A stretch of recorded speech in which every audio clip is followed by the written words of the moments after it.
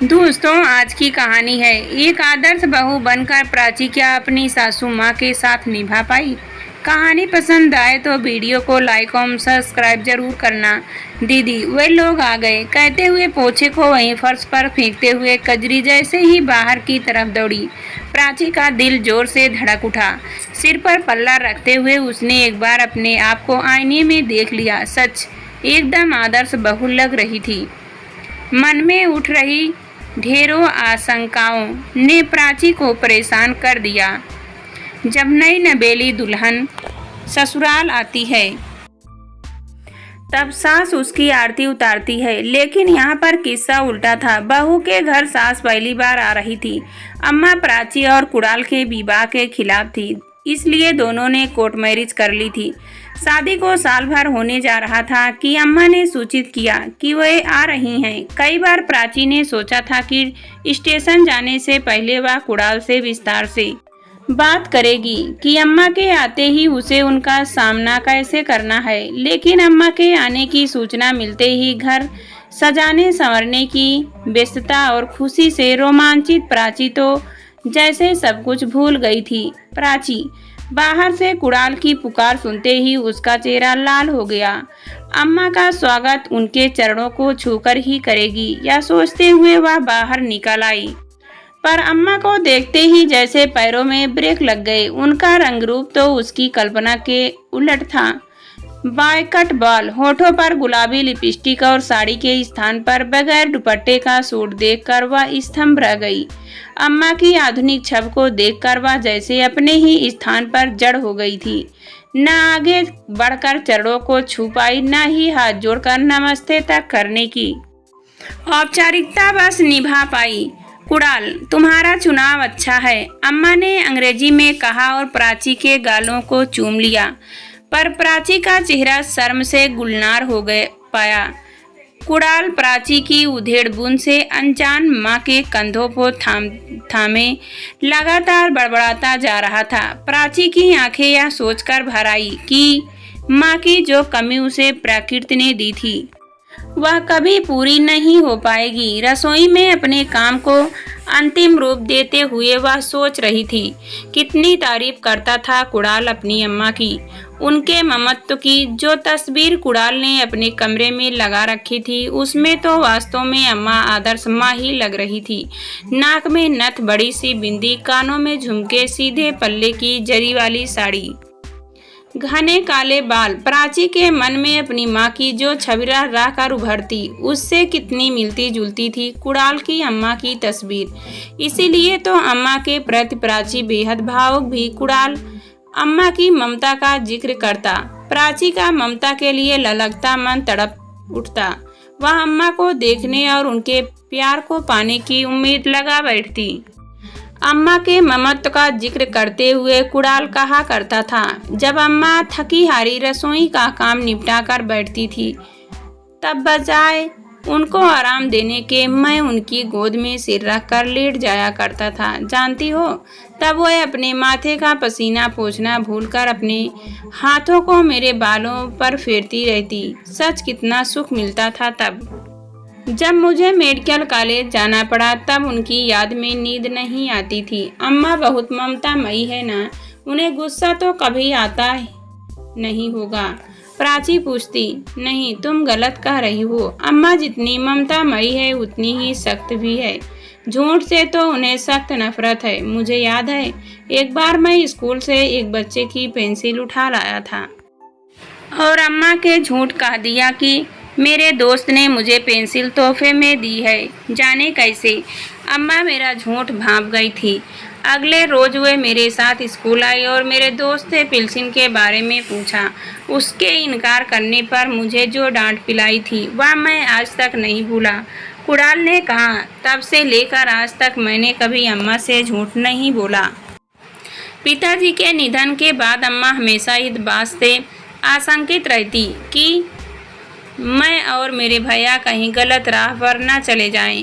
प्राची हमेशा अपनी सास की तस्वीर में उनके चेहरे को देखते हुए उनके व्यक्तित्व को आंकने का प्रयास करती रहती।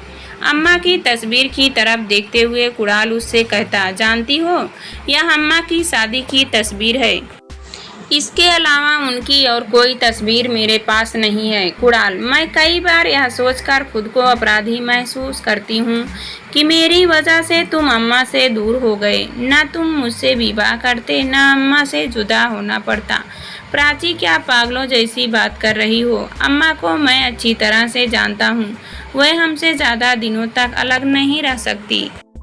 वह हमें जल्दी ही अपने पास बुलाएंगी। काश वह दिन जल्दी आता। प्राची धीमे स्वर में कहती, मैंने अपनी माँ को नहीं देखा है। मैं 6 माह की थी जब उनकी मृत्यु हो गई।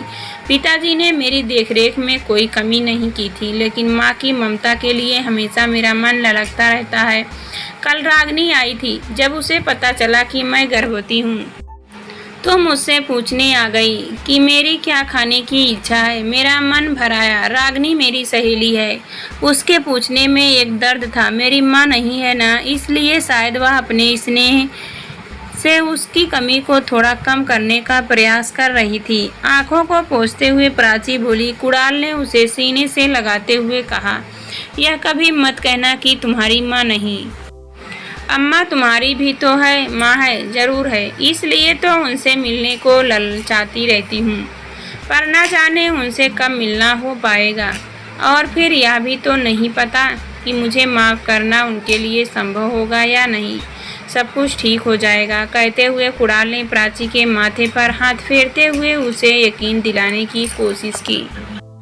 प्राची की अम्मा के प्रति छटपटाहट और उनके स्नेह को पाने की ललक देखकर कुणाल का मन पीड़ित हुआ करता था। अम्मा चाहे कुणाल को पत्र लिखे या न लिखे, लेकिन कुणाल हर हफ्ते उन्हें पत्र जरूर लिखता। प्राची कई बार कुणाल से जिद करती कि वह अम्मा से टेलीफोन कर बातें करे, ताकि प्राची भी कम से कम उनकी आवाज़ तो सुन सके।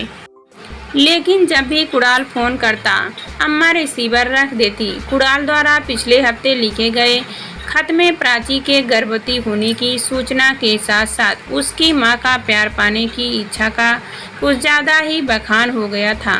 तभी तो अम्मा पसीज गई थी और फ़ोन पर सूचित किया गया था कि वे आ रही हैं। प्राची अम्मा के आने की खबर सुनकर पूरी रात सो ना पाई थी।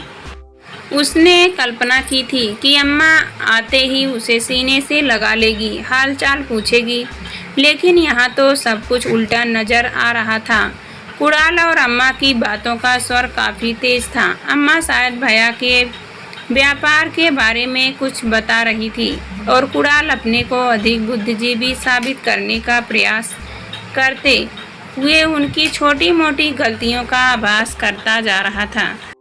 गर्भावस्था में भी अब तक प्राची को काम करने में कोई असुविधा नहीं हुई थी, लेकिन पूरी रात न सो पाने से वह असहज हो उठी थी। साथ ही अम्मा को अपने ख्यालों के मुताबिक न पाकर उसमें एक अजीब सा तनाव आ गया था। अचानक उसे कुणाल भी पराया सा लगने लगा था। किसी तरह नाश्ता बनाकर प्राची ने डाइनिंग टेबल पर लगा दिया और अम्मा व कुणाल को बुलाने कमरे में आ गई। अम्मा पलंग पर बैठी थी और कुणाल उनकी गोद में सिर रखकर लेटा था। अम्मा की उंगलियां कुणाल के बालों में उलझी हुई थी। प्राची ने देखा अम्मा का एक भी बाल सफ़ेद नहीं है, शायद बालों को रंगती हो। प्राची ने सोचा और मन ही मन हंसती। युवा दिखने का शौक भी कितना अजीब होता है। बच्चे बड़े हो गए और माँ का जवान दिखने का पागलपन। प्राची के मनोभावों से परे अम्मा और कुणाल अपनी ही बातचीत में खोए हुए थे। अम्मा कह रही थी, बेटा तू अब वहीं जा, अपना अस्पताल खोल ले, अब दूर दूर नहीं रह जाता। अभी नहीं अम्मा, मैं करीब 5 साल मेडिकल अस्पताल में ही प्रैक्टिस करना चाहता हूँ। यहाँ रहकर तरह तरह के मरीजों से निपटना तो सीख लूँ। जब भी अस्पताल खोलूँगा वहीं खोलूँगा। तुम्हारे पास यह तो तय है। अम्मा, नाश्ता तैयार है। दोनों के प्रेमालाप में विघ्न डालते हुए प्राची को बोलना पड़ा, अच्छा बेटी चलो। कुणाल, तुम दोनों से मिलकर मेरी तो भूख ही मर गई। अम्मा ने उठते हुए कहा, पर अम्मा मेरी भूख तो दोगुनी हो गई। कुणाल ने उनके हाथों को अपने हाथ में लेते हुए कहा, पागल कहीं का, तू तो बिल्कुल नहीं बदला। अम्मा ने लाड जताते हुए कहा। नाश्ते की मेज पर न तो अम्मा और न कुणाल को इतनी फुर्सत थी कि नाश्ते की तारीफ में कुछ कहे। ना ही यह याद रहा कि प्राची भी भूखी है। रात अम्मा से मिलने की उत्सुकता भी उसकी नींद और भूख दोनों मर गई थी। पर अब प्राची भूख सहन नहीं कर पा रही थी। उसे लग रहा था अम्मा उससे भी साथ खाने को कहेगी या कम से कम कुणाल तो उसका ख्याल रखेगा। पर सब कुछ आशा के उलट हो रहा था। अब तक प्राची के बगैर चाय तक न पीने वाला कुणाल बड़े मज़े से कटलेट सॉस में डूब कर खाए जा रहा था। प्राची के मन में अकेलेपन का एहसास बढ़ता ही जा रहा था।